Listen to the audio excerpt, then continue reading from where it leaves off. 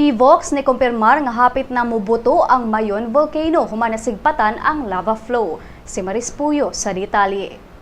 Fivox ni kumpirmar nga dunay nasigpatang lava flow sa Mayon Volcano sa probinsya sa Albay mga alas 5 sa kaadlawon kagahapon.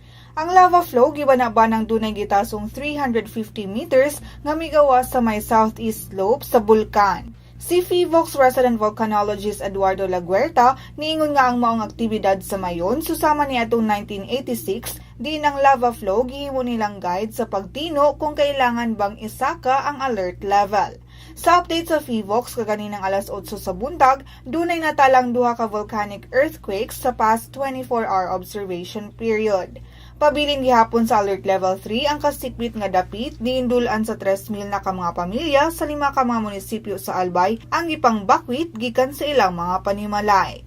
Maris Puyo alang sa Sunstar Pilipinas.